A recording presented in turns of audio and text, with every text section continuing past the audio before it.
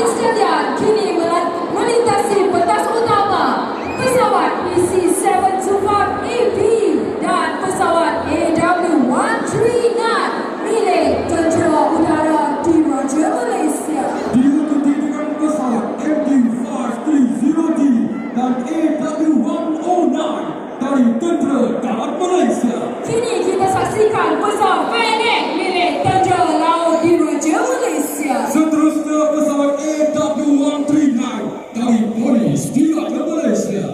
Kini kita saksikan pesawat AW139 daripada Agensi Penguatkuasaan Maritim Malaysia. Dan terakhir pesawat AW189 dan MI-70 dari Jabatan Bomba dan Penyelamat Malaysia. Untuk makluman hadirin sekalian, formasi mega sebentar tadi diwarisi oleh 21 buah pesawat helikopter dari berbagai agensi. Kami bawakan kepada anda pesawat Pilatus PC-7 Mark II dalam formasi Diamond Formation.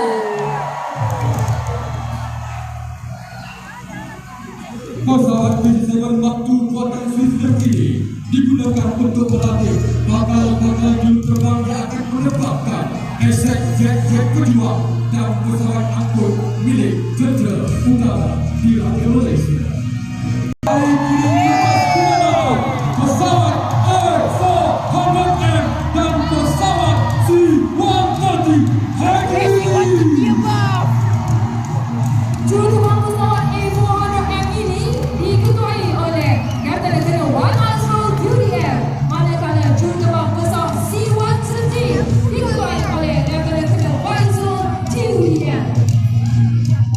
Untuk para hadirin sekalian, pesawat-pesawat ini merupakan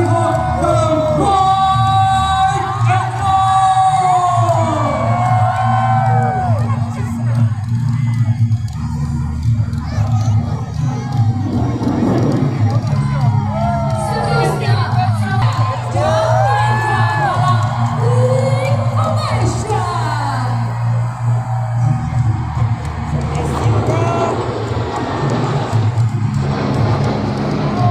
seterusnya dari Dataran Pertama tahun 2018 formasi yang diketuai oleh Dataran Pasukan UDM 035